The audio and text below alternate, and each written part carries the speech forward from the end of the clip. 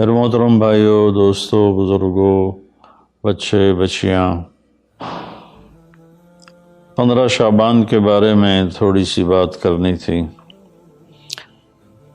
اس رات کے مختلف نام علماء نے رکھے ہیں: شب برات، شب مغفرت، شب رحمت، شب برکت۔ حدیث پاک میں اس کا کوئی نام نہیں ہے۔ حدیث پاک میں ہے لیلۃ نصف من شعبان، آدھے شعبان والی رات، یعنی 15 شعبان کی رات۔ اس میں صرف یہ الفاظ ہیں۔ یہ نام بعد کے علماء نے رکھے، چونکہ اس میں مغفرت ہوتی ہے تو اس کا نام شب مغفرت، اس میں جہنم سے خلاصی ہوتی ہے تو شب براءت، اس میں برکات کا نزول ہوتا ہے تو شب مبارک، اس میں اللہ کی رحمت کا نزول ہوتا ہے تو شب رحمت۔ لیکن لیلۃ نصف من شعبان اس کا نام حدیث پاک میں آتا ہے۔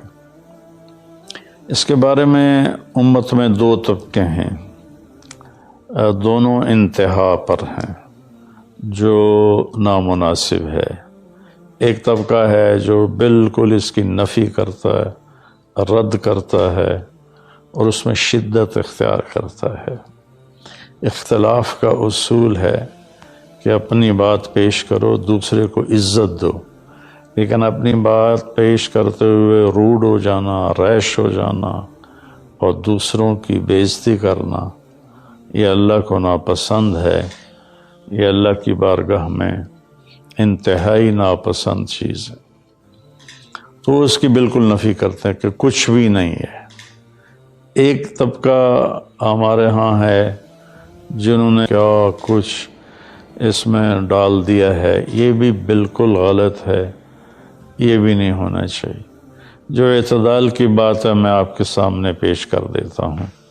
اللہ کے فضل و کرم سے یہ اعتدال والی ہے، یعنی نہ شدت ہے نہ وہ بدعت ہے، درمیان کی چیز ہے۔ امید ہے صحیح ہوگی۔ اس رات کی فضیلت کو 10 صحابہ نے روایت کیا ہے، جس سے ابو بکر رضی اللہ عنہ بھی ہیں، حضرت عائشہ رضی اللہ تعالیٰ عنہا بھی ہیں، لیکن یہ ساری حدیثیں ضعیف ہیں۔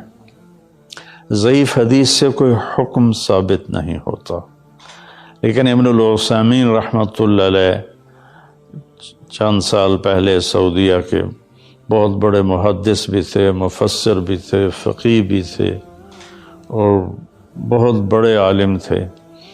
انہوں نے لکھا ہے کہ 10 حدیثیں ضعیف جب اکٹھی ہو جاتی ہیں تو وہ حسن کا درجہ حاصل کر لیتی ہیں۔ حسن لغیر ایک ٹرم ہے محدثین کی کہ وہ قابل قبول ہو جاتی ہیں اور اس کو فضائل میں قبول سمجھا جاتا ہے، حجت سمجھا جاتا ہے۔ عمل کے ثبوت کے لیے، عبادت کے ثبوت کے لیے، عقیدہ کے ثبوت کے لیے صحیح حدیث کے بغیر کوئی حدیث بھی قبول نہیں ہے۔ تو اس لیے 10 حدیثوں ضعیف کا جمع ہو کر اس کی فضیلت کا بولنا اس کے اندر کچھ نہ کچھ رکھتا ہے۔ اور فضیلت جو اللہ کے نبی نے ارشاد فرمائی کہ 15 شعبان کی رات کو عائشہ فرماتی ہیں میں اٹھی تو آپ بستر پر نہیں تھے، تو میں ڈھونڈنے نکلی تو آپ جنت البقیع میں پہنچے ہوئے تھے، تو آپ نے دیکھ کر کہا عائشہ تو کیا سمجھتی ہے کہ اللہ اس کا رسول تمہارے ساتھ خیانت کریں گے؟ میں تو بقیع والوں کے لیے آیا تھا دعا کرنے۔ پھر آپ نے فرمایا آج کی رات وہ رات ہے جس میں اللہ تبارک و تعالی بنو کلب ایک قبیلہ ہے جن کے پاس بھیڑ بکریاں بہت زیادہ تھیں، کہا عائشہ جتنی بنو کلب کی بھیڑ بکریوں کے جسم پر بال ہیں ان بالوں کی تعداد کے برابر اللہ تعالیٰ اپنے بندوں کو مغفرت فرماتا ہے، جہنم سے خلاصی فرماتا ہے۔ اس پر شب برات اور شب مغفرت علماء نے اس کا نام رکھا میرے نبی کی زبان سے یہ نام نہیں نکلا۔ تو اس کی یہ فضیلت ہے کہ اس میں اللہ تعالیٰ کی طرف سے بخشش کا نزول ہوتا ہے۔ باقی یہ جو کہتے ہیں کہ اس میں فرشتہ اترتا ہے اور سارے سال کا بجٹ بتاتا ہے اور سارے سال کے واقعات، یہ کسی حدیث میں میری نظر سے نہیں گزرا۔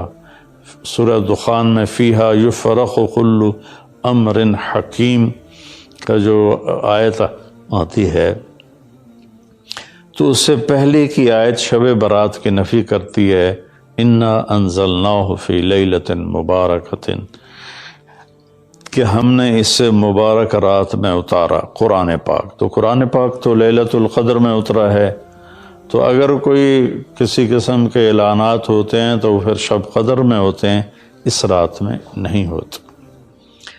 دوسرا یہ ہے کہ اس کے روزے اور بندگی کے بارے میں، شب قدر کی اللہ کے واسطے میری بات دھیان سے سنو، اللہ کی قسم کوئی خاص عبادت میرے نبی نے نہیں بتائی۔ لیلۃ القدر کی کوئی خاص عبادت میرے نبی نے نہیں فرمائی۔ حضرت عائشہ رضی اللہ عنہا نے پوچھا، یا رسول اللہ، اگر مجھے لیلۃ القدر نصیب ہو تو میں کیا کروں؟ کہا یہ دعا پڑھو، اللہم انک عفو تحب العفو فاعف عنی، اللہ تو معاف کرنے والا ہے، معافی کو پسند فرماتا ہے، مجھے معاف فرما۔ تو میرے نبی کی عبادت وہی 11 رکعت تہجد کے نوافل تھے، چاہے وہ شب قدر تھی، چاہے وہ شب برات تھی، چاہے وہ شب جمعہ تھی۔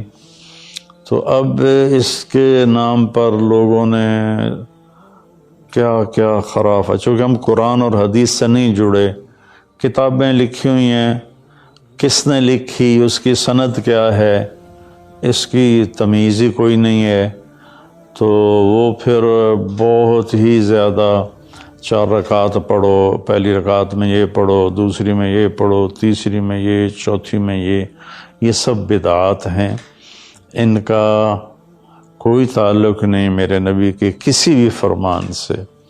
میرے نبی نے صرف عبادت کا فرمایا ہے، عبادت، تو شب قدر میں بھی کوئی خاص عمل نہیں۔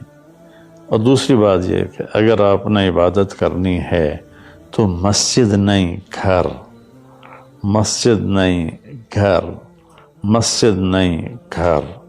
میرے نبی نفلی بندگی گھر میں ادا فرماتے تھے۔ اب شب برات میں صلاۃ تسبیح کی جماعت ہو رہی ہوتی ہے، یہ کتنی بڑی نادانی کی بات ہے۔ نفلوں کی تو جماعت ہی نہیں ہوتی، تو یہ صلاۃ تسبیح کی جماعت کروا رہے ہوتے ہیں۔ نفلی عبادات کے بارے میں اللہ کے نبی کا طریقہ گھر میں پڑھنا ہے، اور اللہ کی طرف سے بھی ہمیں جو اشارہ ملتا ہے، فاذکر اسم ربک وتبتل الیہ تبتیلا، اپنے اللہ کو خوب یاد کریں اور لوگوں سے کٹ جائیں بالکل، اور سب سے کٹ کے آپ اپنے رب کو یاد کریں۔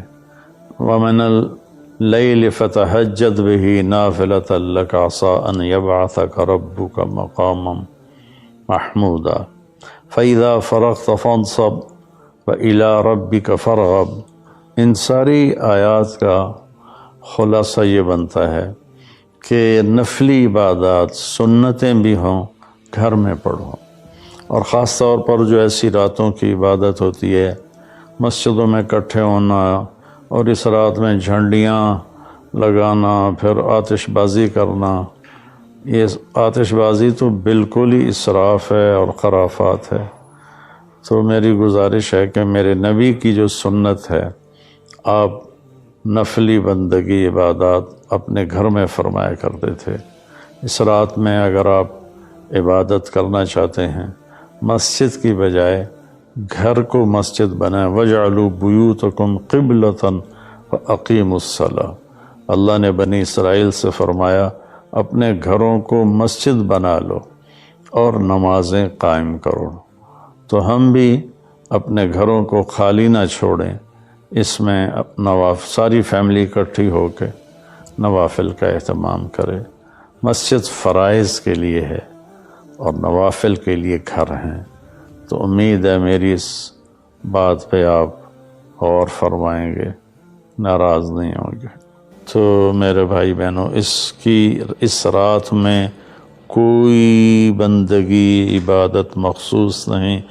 ہاں، آپ تہجد کے نوافل پڑھیں، ساری رات پڑھیں، آپ قرآن کی تلاوت کریں، ساری رات کریں، آپ اللہ کا ذکر فرمائیں، ساری رات فرمائیں، آپ دعا مانگیں، چاہے ساری رات مانگیں۔ یہ مخصوص اعمال یہ ہیں: نماز، تلاوت، ذکر اور دعا، اور آنسوؤں کے ساتھ۔ اپنی کھیتی کو پانی نہ لگے تو سوکھ جاتی ہے، ایسے ہی دل میں بھی ایک کھیتی آباد ہے ایمان کی، اسے آنسوؤں کے چند قطرے ہی سمندر کی طرح سیراب کر دیتے ہیں۔ تو آنسوؤں کے ساتھ نہ ہو تو کم از کم رونے والی کیفیت ہو۔ تو یہ تو اتنا سا شب برات ہے۔ روزے کے بارے میں جو ابن ماجہ کی روایت ہے، قوموا لیلہا وصوموا شہرہا، یہ روایت بہت شدید ضعیف ہے، اور علامہ البانی رحمۃ اللہ علیہ نے اس کو موضوع قرار دیا ہے۔ تو اس میں روزہ اس نیت سے رکھنا کہ میرے نبی کی سنت ہے، یہ غلط ہے، اس طرح یہ بدعت بن جائے گا۔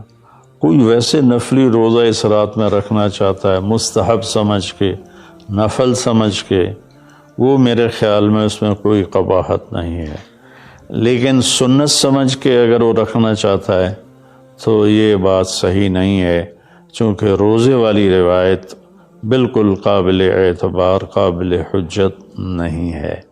اس میں تمام محدثین کا اتفاق ہے کہ یہ روایت شدید ضعیف ہے، اور شدید ضعیف سے استدلال نہیں ہوتا، اس کو حجت نہیں بنایا جاتا۔ کمزور اس کا ضعف اتنا شدید نہ ہو اور کئی حدیثیں جمع ہو جائیں تو پھر اس میں ایک طاقت آ جاتی ہے۔ تو اپنے آپ کو جوڑو اللہ کے قرآن کے ساتھ، اللہ کے نبی کی حدیث کے ساتھ۔ صحیح حدیث آپ کا ماخذ ہوگا تو آپ کو آسانی ہوگی کرنے میں۔ تو اصل میں عبادات میں اعتدال ہے۔ شاید ہی کوئی رات میرے نبی ساری رات جاگے ہوں، شاید، اور شاید ہی کبھی آپ نے مسلسل، اس میں تو میں پورے یقین سے کہہ سکتا ہوں کہ آپ نے زندگی میں ایک دفعہ بھی عشاء کے وضو سے فجر کی نماز نہیں ادا فرمائی۔ بعد میں ایک رہبانیت کا ٹچ آیا کہ بندگی میں بہت زیادہ زیادتی اور اپنے نفس کشی میں راہبوں جیسی تھوڑی تھوڑی جھلک۔ ایک اللہ والے تھے تو وہ اپنے سر کے بالوں کو رسہ باندھ لیتے تھے اور نفل پڑھتے تھے، تو جب ان کو نیند آتی تھی اور سر جھٹکا لیتا تھا تو اوپر سے رسہ تھا، ان کو زور سے جھٹکا لگتا، درد ہوتا، آنکھ کھل جاتی اور پھر وہ نفل شروع فرما دیتے۔ یہ میرے نبی کا طریقہ بھی نہیں، میرے نبی کو پسند بھی نہیں۔ ایک بزرگ تھے، آنکھوں میں نمک کی سلائی ڈال لیتے تھے کہ میری آنکھوں میں مرچیں لگیں گی میں نماز پڑھوں۔ پھر کئیوں کے واقعات ہیں، عشاء کے وضو سے فجر کی نماز پڑھی، عشاء کے وضو سے فجر کی نماز پڑھی۔ یہ ان کی ذات کے لیے اچھے عمل ہیں، لیکن یہ دین اسلام کی دعوت نہیں ہے، نہ ہی یہ دعوت ہم غیروں کو پیش کر سکتے ہیں، یہ تو ان کو بھگانے والی بات۔ ایک بزرگ میں آتا کے بارے میں آتا 25 سال جنگلوں کی خاک چھانتے رہے، 25 سال باہر ہی نہیں آئے۔ یہ تو کوئی کمال کی بات نہیں ہے، یہ تو رہبانیت ہے جو میرے نبی نے ناپسند فرمائی ہے، اس سے روکا ہے۔ اعتدال ہے، کذالک جعلناکم امۃ وسطا، ہم نے تمہیں اعتدال والی امت بنایا ہے۔ نہ دنیا کی طرف ایسا جھکاؤ ہے کہ یہود کی طرح، نہ رہبانیت کا ایسا جھکاؤ ہے عیسائیوں کی طرح، تم درمیان میں ہو۔ میرے نبی پاک صلی اللہ علیہ وسلم کی زندگی پڑھو اللہ کے واسطے، اللہ کے واسطے۔ ہم اولیاء کرام کی کتابیں پڑھتے ہیں، وہ اکثر اس میں جھوٹے قصے ہیں، کیونکہ سند تو ہے کوئی نہیں۔ سند کے بغیر، سند کیا ہے؟ میں آپ سے بات کرتا ہوں تو آپ کہتے ہیں جی آپ نے کہاں سے سنا؟ میں کہتا ہوں وہ لالو ماچھی سے سنا ہے، تو کہ لو جی ودی کیڑی کر لے، تو کوئی بندہ یہ اس کو سند کہتے ہیں۔ بھئی آپ نے یہ کہاں سے بات سنی؟ میں کہوں میں نے مفتی تقی عثمانی صاحب سے سنی، تو کہ ہاں یہ ٹھیک ہے، اس کو سند کہتے ہیں کہ جو بات پہنچی ہے مجھ تک، کون پہنچانے والا ہے؟ اگر وہ صحیح مضبوط آدمی ہے وہ بات مضبوط ہو جائے گی، اگر وہ کمزور آدمی ہے بات کمزور ہو جائے گی۔ تو ہمارے ہاں جو بر صغیر میں کتابیں چھپتی ہیں اولیاء کرام کی زندگی کے بارے میں، وہ جھوٹے قصوں سے بھری پڑی ہیں، ان کی کوئی سند نہیں ہے۔ اللہ کے واسطے نبی کی زندگی پڑھو، آپ کو پتہ چلے گا زندگی ہے کیا۔ قرآن پڑھو، آپ کو پتہ چلے گا اللہ چاہتا کیا ہے۔ اللہ تعالیٰ اس رات کی رحمتیں برکتیں ہمیں نصیب فرمائے۔ اصل میں اللہ نے بخشش کے بہانے رکھے ہیں۔ کوئی شرابی ہے، کوئی زانی ہے، کوئی قاتل ہے، کوئی ماں باپ کا نافرمان ہے، کوئی مشرک ہے، کوئی متکبر ہے، کوئی سود خور ہے، کوئی رشوت خور ہے۔ ایک دفعہ آج کہہ دے، کل کی رات ہے کہہ دے گا کہ یا اللہ میری توبہ، تو اللہ کی قسم اگر اس کے گناہ زمین سے لے کر آسمان کی چھت تک بھی ہوں گے نا، تو ایک آدھے بول پر یا اللہ معاف کر، اللہ سارے معاف فرما دے۔ سبحان اللہ۔ آگے جملہ بڑا خوبصورت ہے، ولا بالی، اس میں تکبر ہے، ولا بالی، ہمیں کسی چیز کی کوئی پرواہ نہیں، تو کسی نافرمان کو حقیر نہ جانو، اور کبھی اپنی نیکی پہ تکبر نہ کرو۔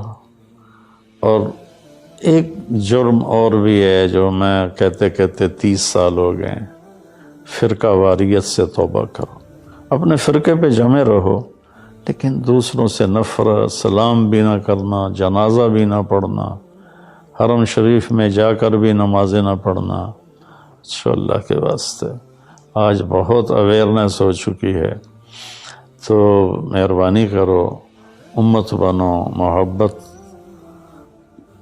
کرو، ایک دوسرے سے ملو جلو، ہم امت بن کے چلیں۔ اختلاف رائے کے فیصلے آخرت میں ہو جائیں گے۔ قل کل یعمل علی شاکلتہ فربکم اعلم بمن هو اہدی سبیلا۔ ایسے اس میں جو دیگیں چڑھائی جاتی ہیں، خیرات کی جاتی ہے، یہ بھی بدعت، سنت سمجھ کے کوئی کرے گا تو بدعت ہے، ویسے فی سبیل اللہ کوئی دیگ کرنا چاہتا ہے تو ٹھیک ہے۔ 15 شعبان کی رات میں ہمارے ملکوں میں، جو ہمارے عجمی ملک ہیں، اس میں وہ کچھ ہو رہا ہے جو نہ میرے نبی نے کیا، نہ صحابہ نے کیا، نہ تابعین نے کیا۔ عجیب و غریب عبادات گھڑ لی ہیں، عجیب و غریب اس کے اعمال بنا لیے ہیں اپنی طرف سے، اور مسجدیں بھری ہوتی ہیں اور روشنیاں لگی ہوتی ہیں اور آتش بازی ہو رہی ہوتی ہے۔ میرے نبی نے اس رات کی فضیلت بتائی، عمل کوئی نہیں بتایا۔ جیسے یہاں کوئی صلاۃ تسبیح کی جماعت کرا رہے ہوتے ہیں، کوئی اجتماعی تہجد پڑھ رہے ہوتے ہیں، کوئی دیگیں چڑھا رہے ہوتے ہیں، کوئی آتش بازی کر رہے ہوتے ہیں، تو وہ اس میں اتنا غلو ہو گیا ہے کہ یہ بھی ٹھیک نہیں۔ اور کچھ علماء نے اس کے رد میں اس کا اتنا انکار کیا ہے کہ اس رات کی کوئی فضیلت ہے ہی نہیں، یہ بھی ٹھیک نہیں۔ اس بیچ کا راستہ، اس رات کی فضیلت میں جتنی احادیث ہیں وہ ضعیف ہیں، لیکن اتنی کثرت سے ہیں کہ ان سب کا مل کر جمع ہو کر کم از کم وہ حسن لغیر ہی تک تو پہنچ جاتی ہیں۔ اور ابن عثیمین رحمۃ اللہ علیہ نے بھی یہ لکھا ہے کہ زیادہ سے زیادہ ان احادیث کے مجموعے سے، چونکہ اگرچہ ضعیف ہیں لیکن کافی زیادہ ہیں، تو وہ حسن لغیر ہی تک پہنچ جاتی ہیں۔ تو حسن لغیر ہی سے کوئی عمل ثابت نہیں ہوتا، عمل ثابت ہوتا ہے صحیح حدیث کے سے۔ ایک احادیث کی کثرت سے روایات، اور ایک امت کا عمل، کہ امت کا بہت بڑا طبقہ صدیوں سے اس رات کا اہتمام کر رہا ہے، لیکن کچھ عرصہ پہلے تک اہتمام تھا دن میں روزہ رکھنا، رات کو کوئی نوافل پڑھ لینا، کوئی دو چار زیادہ پڑھ لینا، لیکن اب یہ ڈھول تماشے جو اب شروع ہوا ہے اس کا تو کوئی وجود ہی کوئی نہیں ہے۔ تو اس رات کو اللہ تعالیٰ نے مبارک بنایا، اور حدیث پاک میں آتا ہے کہ اللہ تعالیٰ اس رات میں ساری دنیا کے لوگوں کی بخشش فرماتا ہے سوائے 5 آدمیوں کے، 5 کے سوا سب اہل ایمان کی بخشش ہو جاتی۔ مشرک، المشرک، پہلا مشرک، دوسرا مشاحن، مشاحن کیسے کہتے ہیں؟ دل میں بغض رکھنے والا، کینہ رکھنے والا۔ تیسرا مسبل ازارہ، اپنے پاجامے شلوار چادر کو ٹخنوں سے نیچے تک لے جانے والا، لیکن ایک شرط کے ساتھ کہ وہ تکبر کی وجہ سے، سستی کی وجہ سے ہے، غفلت کی وجہ سے ہے۔ چونکہ جب آپ نے ایک مرتبہ اس کے بارے میں بات کی تو حضرت ابوبکر صدیق نے کہا یا رسول اللہ، میری چادر، عرب چادر باندھتے تھے جیسے ہمارے پنجاب کا لباس چادر تھا، اب وہ کم ہو گئے، ہماری تو بزرگ عورتیں بھی اور مرد بھی سب چادر باندھتے تھے، شلوار تو کسی کو پتہ ہی نہیں ہوتا تھا ہمارے بچپن میں۔ یہ تو پھر آہستہ آہستہ جب تعلیم آئی تو شلوار دیہاتوں میں بھی اور شہروں میں عام ہو گئی۔ تو اگر وہ اس لیے لٹکا رہا ہے کہ طبیعت میں تکبر ہے، پھر اس وعید کا وہ حقدار ہے۔ اگر ویسے اس کی نیچے جا رہی ہے تو میرا مالک ایسا، وہ تو ہے ہی رحیم و کریم، ہے ہی رحیم و کریم، ہے ہی رحیم و کریم، صرف شلوار نیچے لٹکانے سے وہ اتنی شدید سزا دے، اگر اس کے پیچھے تکبر ہے، پھر ہے یہ تکبر نہیں ہے تو انشاءاللہ وہ اس سے محفوظ ہوگا۔ تو اپنی چادر کو لٹکانے والا، لیکن بشرط تکبر، کتنے ہو گئے؟ عاق لوالدیہ، ماں باپ کا نافرمان، نافرمان ایسا کہ دکھ دینے والا۔ چھوٹی موٹی اونچ نیچ تو ہر بچے سے ہو جاتی ہے، نہیں، جن نے والدین کو ٹکڑے ٹکڑے کر دیا ہو اور ان کو دکھ دے دے دے دے کے ان کا سینہ چیر دیا ہو، چونکہ آپ کہتے ہیں پرزے پرزے کرنا کسی چیز کو، تو اپنے دکھ دے کر، اپنی بدتمیزی کے ساتھ اس نے ماں باپ کا دل زخمی کر دیا ہو، ایک یہ نہیں معاف ہوتا۔ 5واں مدمن خمر، مسلسل شراب پینے والا، مستقل جو شراب کا عادی ہو، ان 5 کو مؤخر کر دیا جاتا ہے۔ معافی نہیں ہونے کا مطلب یہ نہیں کہ اللہ تعالیٰ کبھی معاف نہیں کرے گا، معافی نہ ہونے کا مطلب یہ ہے کہ یہ 5 ایسے گناہ ہیں کہ اس کی وجہ سے بخشش رک جاتی ہے۔ اگر وہ شرک سے نکل آئے، وہ کینہ سے نکل آئے، وہ تکبر سے نکل آئے، وہ والدین کی نافرمانی سے نکل آئے، شراب چھوڑ دے، تو ان کی بھی بخشش ہو جاتی۔ جب کوئی توبہ کرے گا فوراً بخشش ہو جائے گی۔ نہ 15 شعبان کی ضرورت ہے، نہ لیلۃ القدر کی ضرورت ہے، نہ بیت اللہ جانے کے ساتھ توبہ کی شرط ہے۔ جہاں بھی وہ بیٹھ کے توبہ کرے گا، جس لمحے میں کرے گا، اسی وقت اس کی توبہ قبول ہوگی۔ اور اللہ اس کے پچھلے سارے گناہوں کو معاف فرما دے گا۔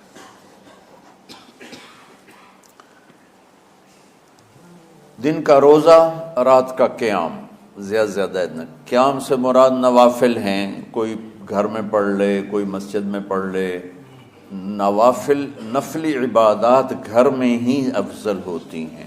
میرے نبی سنتیں ہمیشہ گھر سے پڑھ کے آتے تھے، تہجد اپنے گھر میں پڑھتے تھے، مسجد میں نہیں پڑھتے تھے، سوائے اعتکاف کے آپ اپنے نوافل سنتیں سب گھر میں پڑھتے تھے، اور مسجد میں صرف فرض آ کے ادا فرماتے تھے، اور اس کے بعد بیٹھنا ہوتا تھا تو بیٹھ جاتے تھے، اٹھنا ہوتا تھا تو اٹھ جاتے تھے۔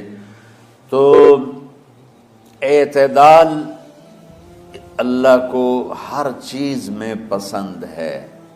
دنیا جو مختصر ہے اس میں کیسے پسند نہیں ہوگا؟ آخرت جیسے معاملے میں بھی اللہ ہم سے کہہ رہا ہے اعتدال، امتن وسطا۔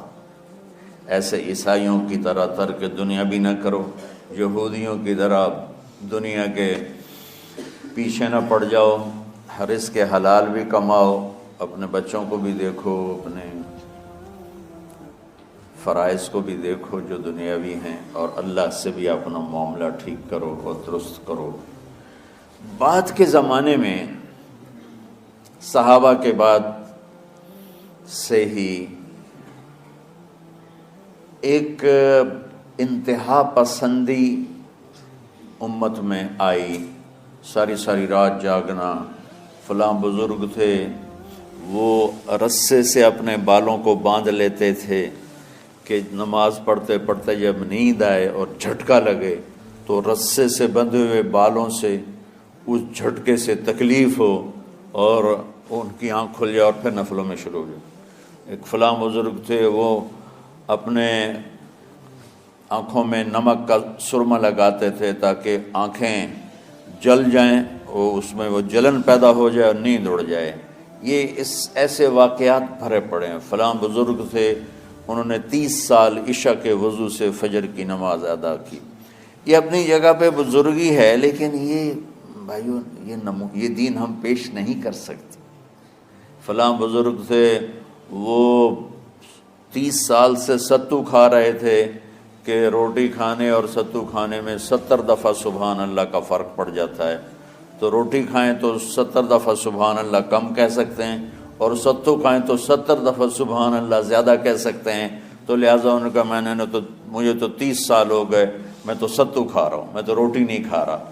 یہ دین نہیں ہے، یعنی یہ وہ دین نہیں جو ہم انسانیت کو پیش کر سکتے۔ یہ تو لوگوں کو دوڑانے والی بات، یہ راہبانیت کی شکل ہے۔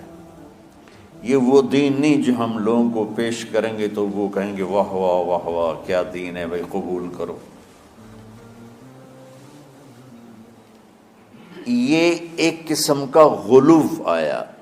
میں ایک حدیث سناتا ہوں، بخاری شریف میں بھی ہے، مجھے اب ہر شے بھول گئی، لیکن وہ ہے نہی الغلو، اس طرح کر کے آپ لوگ زیادہ جانتے ہوں گے جو پڑھ رہے ہیں کہ غلو سے نہیں۔ حدیث آپ کو سب کو یاد ہوگی کہ 3 صحابہ آئے اللہ کے نبی کے گھر اور پوچھا کہ اللہ کے نبی رات کیسے گزارتے ہیں؟ تو گھر والوں نے کہا سوتے بھی ہیں، جاگتے بھی ہیں، کھاتے بھی ہیں۔ تو وہ تینوں آپس میں کہنے لگے وہ تو نبی ہیں، سوئیں بھی تو کوئی بات نہیں، اور شادی ہے کوئی بات نہیں، ہم تو نبی نہیں، ہمیں تو کچھ کرنا چاہیے۔ ایک نے کہا کہ میں ساری زندگی روزہ نہیں چھوڑوں گا، ایک نے کہا کہ میں ساری زندگی سوؤں گا نہیں، ایک نے کہا میں ساری زندگی شادی نہیں کروں گا۔ تو دیکھنے میں تو واہ واہ کیا بڑی بزرگی ہے بھائی، بڑے بزرگ ہیں۔ ہمارے نبی کو پتہ چلا، آپ نے تینوں کو بلا لیا، کہا تم مجھ سے زیادہ اللہ سے ڈرنے والے ہو، میں تم سے انا اتقاکم یا اخشاکم، الفاظ آپ لوگ کو زیادہ یاد ہوں گے لیکن مفہوم میں صحیح پیش کر رہا ہوں۔ آپ نے کہا میں تم سے زیادہ اللہ کو جانتا ہوں، تم سے زیادہ اللہ سے ڈرتا ہوں، میں سوتا بھی ہوں، میں کھاتا بھی ہوں، میں روزے بھی رکھتا ہوں، میں چھوڑ بھی دیتا ہوں، میری بیویاں بھی ہیں، میں اپنی بیویوں کے پاس بھی جاتا ہوں، تم دین میں غلو سے بچو، پہلے امتوں کو ہلاک کر دیا دین میں غلو۔ دنیا میں غلو یعنی انتہا پسندی، ایکسٹریمسٹ ہونا، دنیا ہو یا دین ہو، دونوں میں اعتدال بچو، اللہ تعالیٰ کو پسند ہے۔